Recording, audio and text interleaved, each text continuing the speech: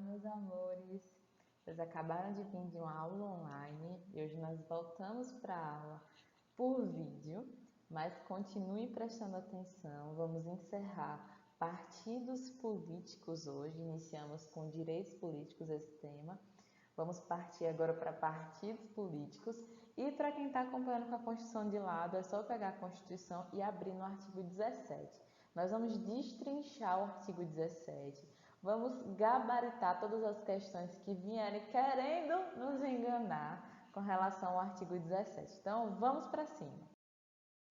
Bom, vou desligar a câmera aqui para vocês para não ficar cortando. Vamos lá então. Os partidos políticos. De cara, nós temos a regra de uma ampla liberdade. Quem está comigo com a Constituição, lê junto comigo. Liberdade para criação, fusão, incorporação e extinção dos partidos políticos. Então, tanto para criar como para participar de uma fusão, de uma incorporação e até mesmo a extinção dos partidos políticos, há uma ampla liberdade. Guardem isso no coração de vocês, a liberdade é ampla. Criar, participar de fusão, de incorporação e até a extinção dos partidos políticos é liberdade, a regra é liberdade. No entanto, nós devemos resguardar, acompanha comigo também no artigo 17, o quê? Soberania nacional. Quer um exemplo disso? É vedado o recebimento de verbas do exterior, de governos estrangeiros ou até de subordinação a eles. Por quê? Porque isso ocasionaria uma perda da soberania nacional. Então, se o partido político ele é nacional, veda-se recebimento de verbas exteriores para financiar a campanha. Então, nós temos a ampla liberdade na criação de um partido político, na fusão, na extinção, na incorporação. Guarda esses conceitos na sua mente.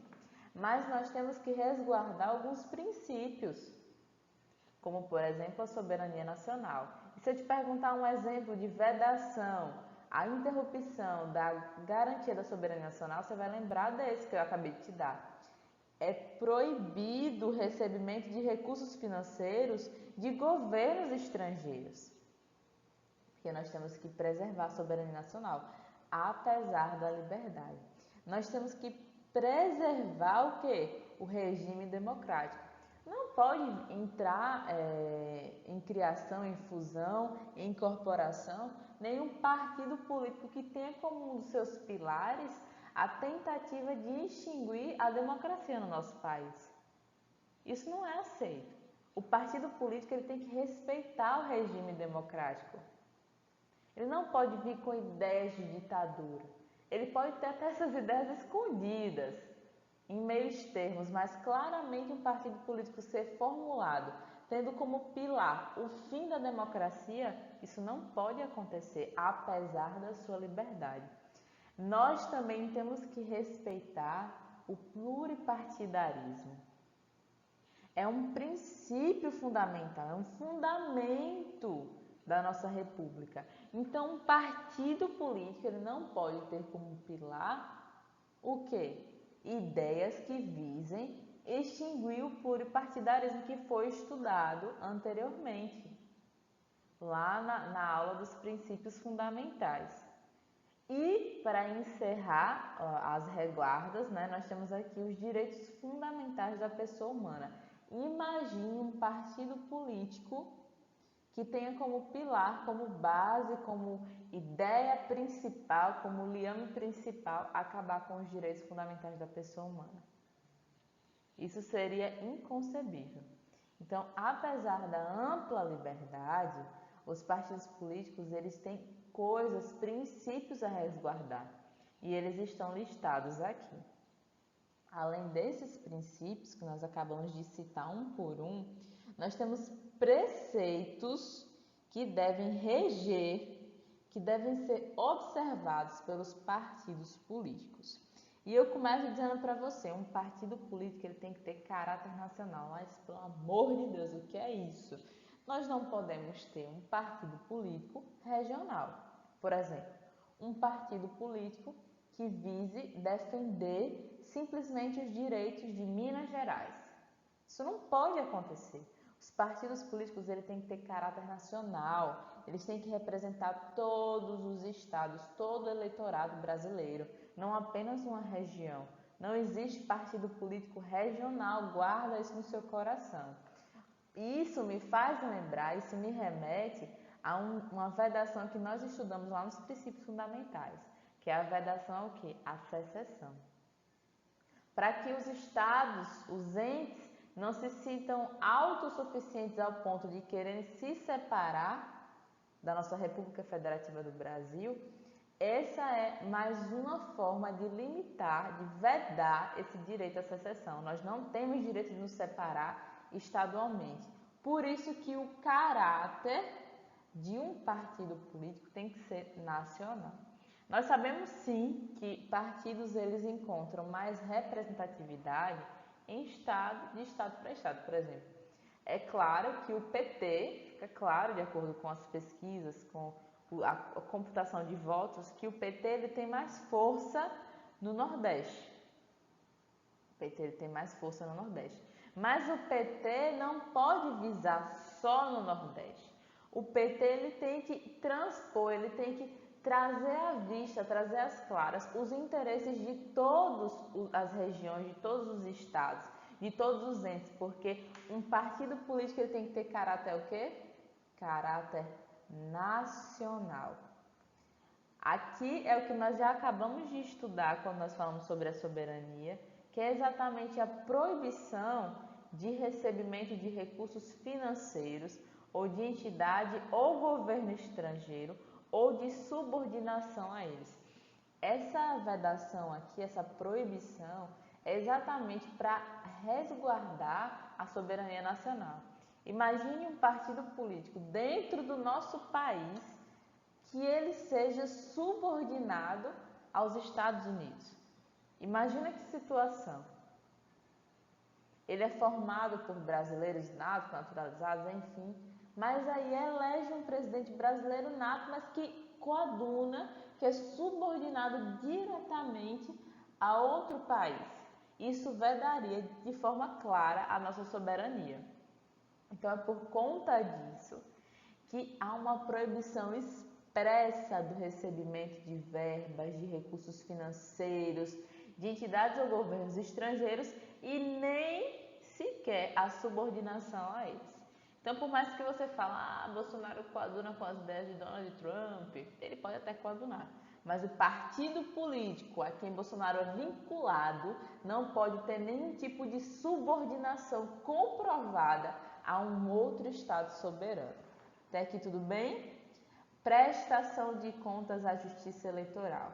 O partido político, nós vamos estudar um pouquinho mais à frente, já está chegando, eles recebem verbas da União e recebem, inclusive, essas verbas para fomentar a sua campanha. Nós vamos estudar também que eles têm um horário na televisão para promover, né, suas chamadas, os seus votos lá, dos seus membros do partido, mas eles não lidam com esse dinheiro, né, com as suas atividades, com o seu funcionamento de caixa, digamos assim, simplesmente por conta própria. Apesar da liberdade que eles têm que o tempo todo prestar contas à Justiça Eleitoral, tanto quanto as verbas como com as suas atitudes, tá bom? Se nós tivermos um partido político que tenha claramente desviado verbas que foram destinadas à campanha, ela tem que sim ser prestado contas à Justiça Eleitoral e cabe à Justiça Eleitoral abrir um processo, né? Verificar, averiguar se realmente houve um desvio ou não. Há também um preceito que nós temos aqui, ó, funcionamento parlamentar de acordo com a lei. Apesar da liberdade, minha gente, essa é a liberdade mais limitada que nós estudamos até aqui, né? Apesar da liberdade ampla dos partidos políticos, eles só podem funcionar de acordo com a lei. Nós não podemos ter um partido político que não obedeça às leis do nosso país. Então, lembrem, tem ampla liberdade? Tem. Para quê? Para criação, para fusão, para incorporação e até mesmo para extinção. Mas existem vedações e preceitos que devem ser observados. Até aqui tudo bem? Partidos políticos, aqui é a leitura literal do artigo 17 da nossa Constituição. Vamos ler juntos? É assegurado, preste atenção, vamos fazer essa leitura e vamos destrinchar esse parágrafo, porque ele cai demais em concurso público. Então vamos junto. É assegurado aos partidos políticos autonomia para definir sua estrutura interna e estabelecer regras sobre escolha, formação, duração de seus órgãos permanentes e provisórios, e sobre a organização e funcionamento, e para adotar os critérios de escolha, o regime de suas coligações nas eleições, preste atenção, regime de suas coligações nas eleições majoritárias, vedada sua celebração nas eleições proporcionais, sem obrigatoriedade de vinculação entre as candidaturas em âmbito nacional, estadual, distrital, municipal, devendo seus estatutos estabelecer normas de disciplina e fidelidade partidária. Minha gente, quando eu estudava esse artigo, eu pulava esse parágrafo. Eu sabia que ele caía em muitas questões, mas eu acabava pulando. Por quê? Por que eu pulava esse parágrafo? Porque é muito complicada a leitura dele. Primeiro que tem muito texto, geralmente os artigos são pequenininhos, ele tem muito texto e muita palavra, e o principal que me fazia não entender era justamente quando ele falava de eleições majoritárias e eleições proporcionais. Até eu compreender lá com a professora Flávia Bahia que as eleições proporcionais e majoritárias é o que mais votado leva, que são os do executivo, né? O presidente, o governador, o prefeito. Quem é que ganha? O prefeito mais votado. Quem é que ganha? O governador mais votado. Quem é que ganha? O presidente mais votado.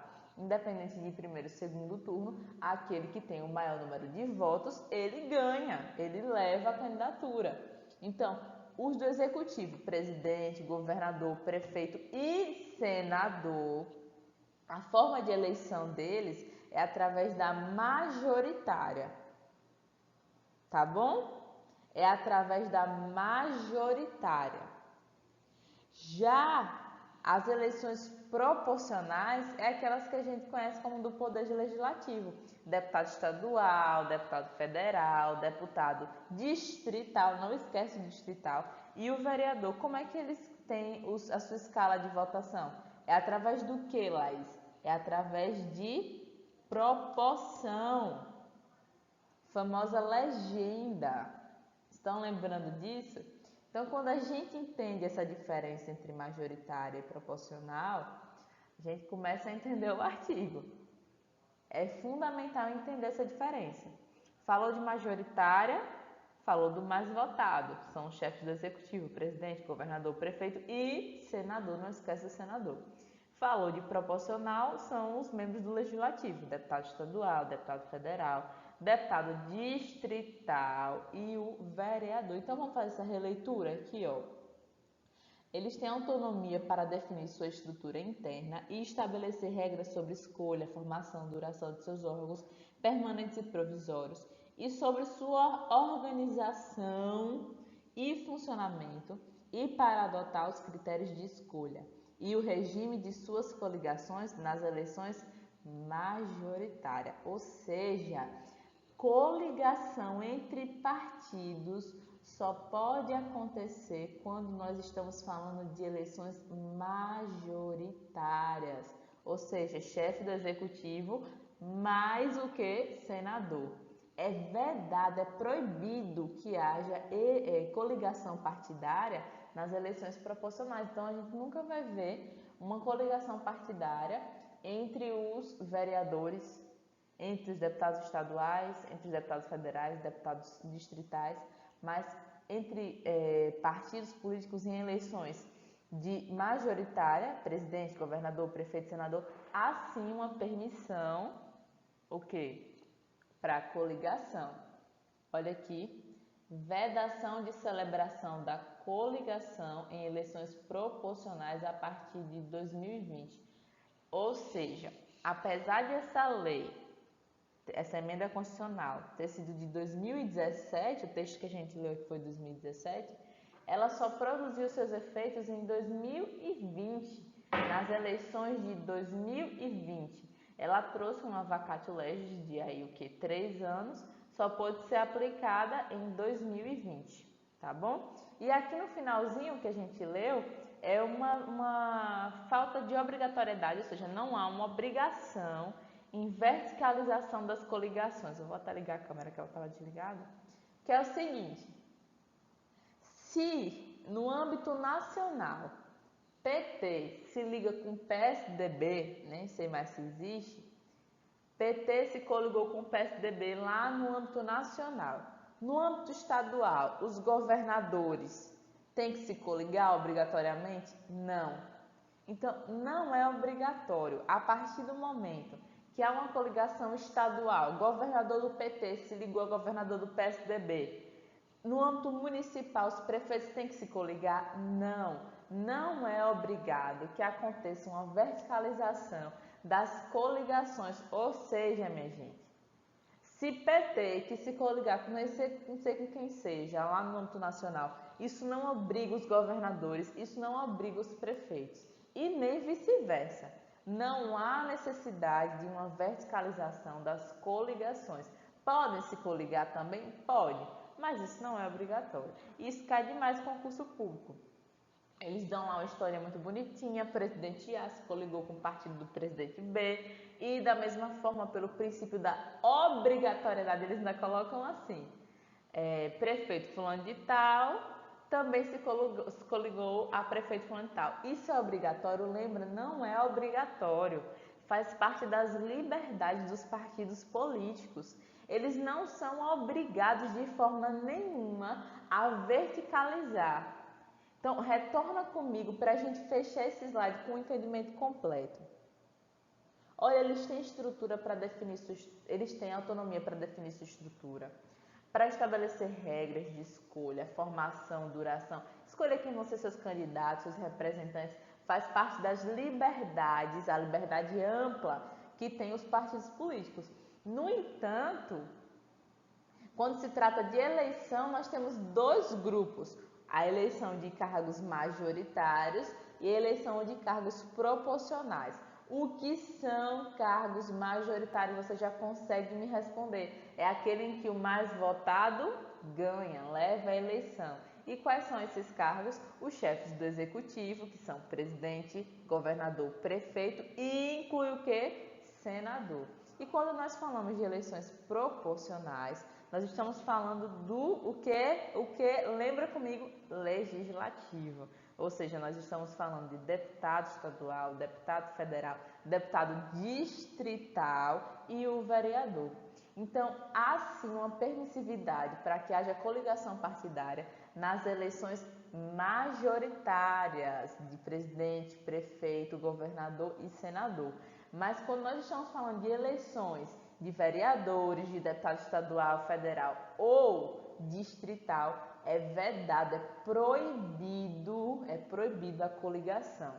Laís, e se um partido se coliga lá em cima, um presidente se coliga com outro, um partido de um presidente se coliga com outro e eleger um candidato só? Obrigatoriamente os governadores têm que se coligar e os prefeitos também? Não, não é obrigatório a verticalização das coligações, ou seja, de cima para baixo e vice-versa. Não é obrigatório. Tem ampla liberdade no âmbito estadual, nacional e municipal para que façam ou não coligação. E isso de coligação é uma coisa engraçada demais, né, gente? Principalmente, gente, eleição em interior que é engraçado. Eu sou interiorana, eu passei grande parte da minha vida no interior da Bahia. E quando a gente acompanha a eleição interior, mas é engraçado. É um povo que muda de lado, que coliga, que vixe meu pai do céu. Vamos supor, partido A, inimigo ferrenho do partido B. A vida toda lá, 20 mil anos, botando um candidato, botando outro, ganhar outro, ganhar um. A cidade é dividida em dois. Aí surge um partido C, Vamos chamar esse partido C de Novo. Nenhuma referência ao partido que se chama Novo, tá bom? E aí, esse aqui se junta, ó, A se junta com B contra o Partido Novo. E aí você vê todo mundo pulando de lado. Aquele pessoal que era inimigo ferrenho, que não se falava, que brigava, que era a família toda brigada, se junta para lutar contra um terceiro. Então, meu conselho para você é: estude política, estude direitos políticos para passar no seu concurso, mas não se meta em política.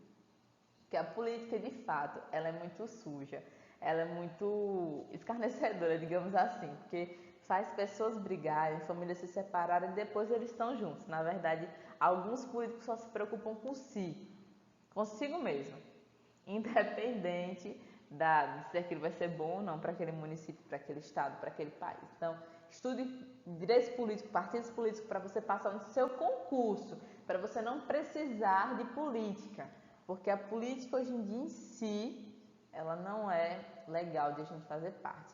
A não ser que você, estudando isso aqui, você decida mudar a política nacional, e eu vou ficar muito feliz se você tomar essa decisão, que eu queria muito ter uma pessoa para votar que fosse digna do meu voto, digamos assim. Não é que meu voto seja nada demais, mas tá complicado, né? Vamos para frente.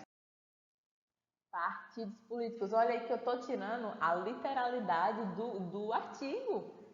Olha aqui, parágrafo 2º, eu quero ler com você.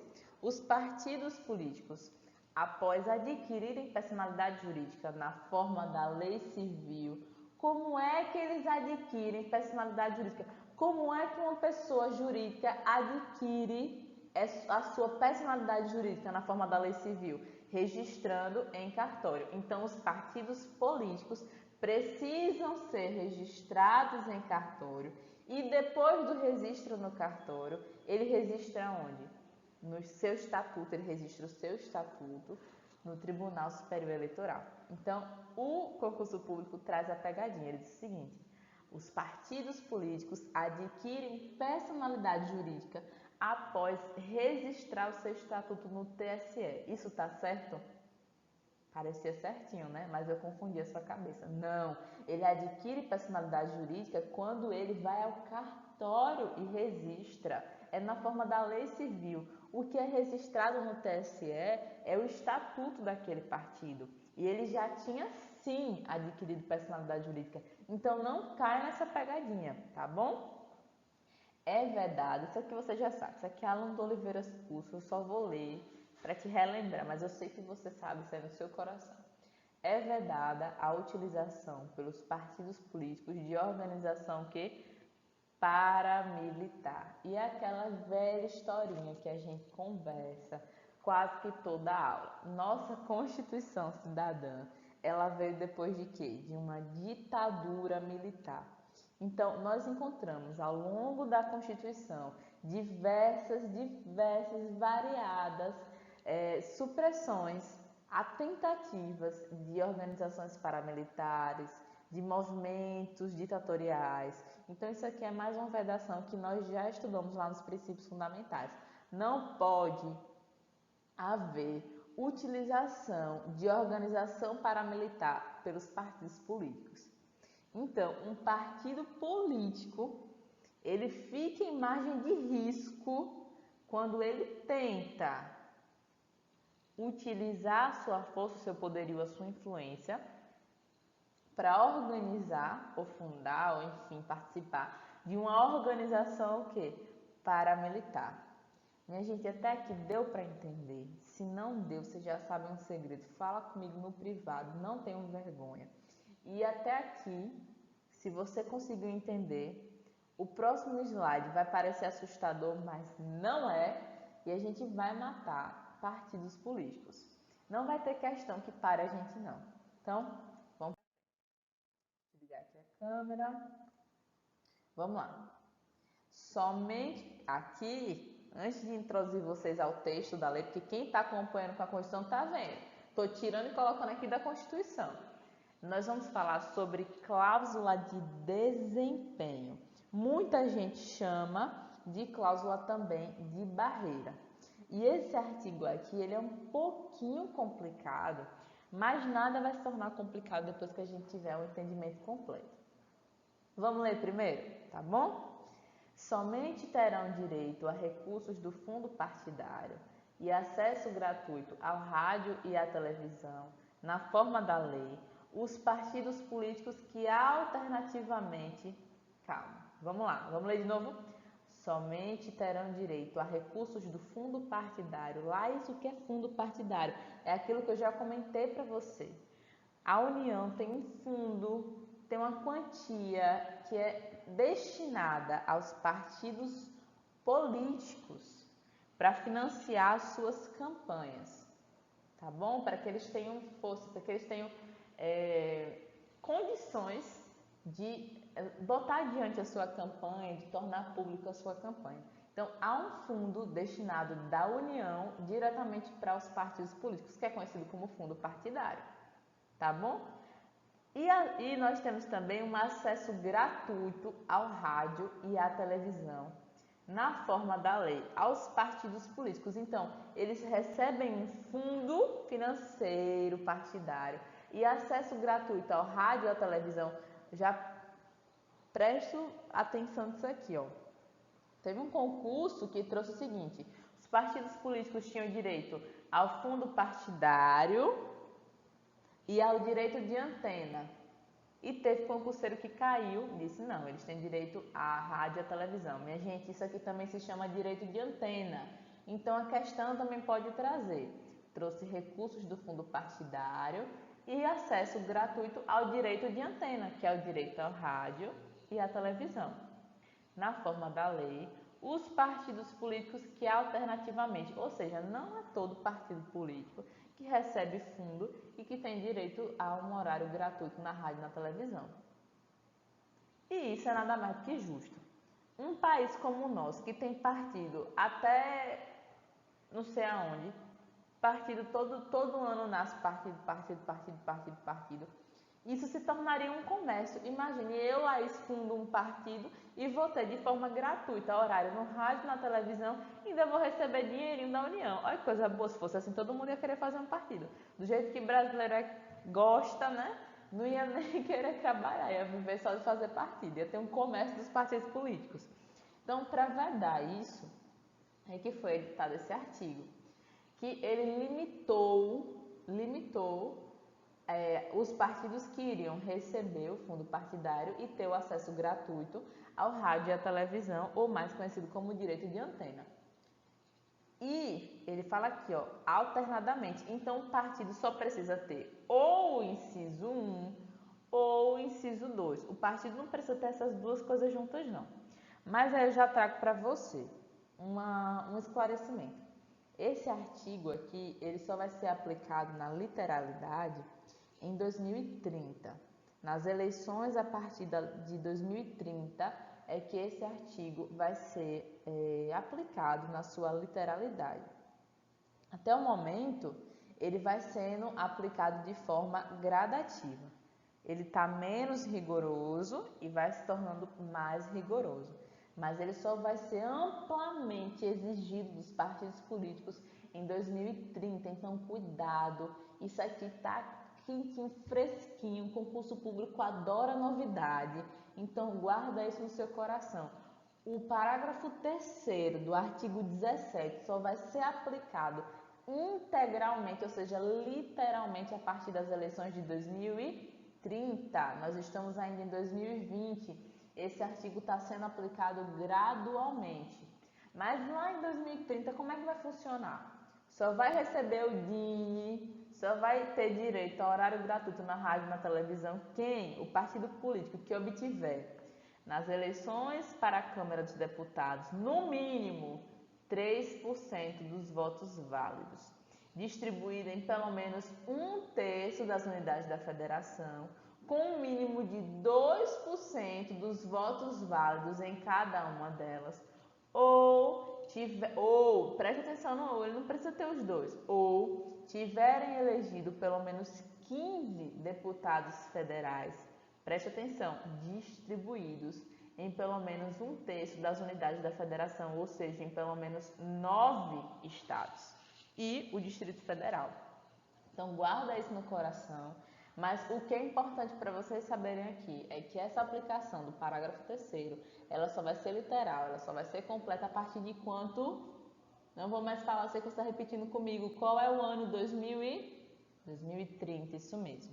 E agora já passando para a partezinha final da nossa aula, estamos acabando, estamos encerrando os direitos políticos e partidos políticos, eu leio junto com você.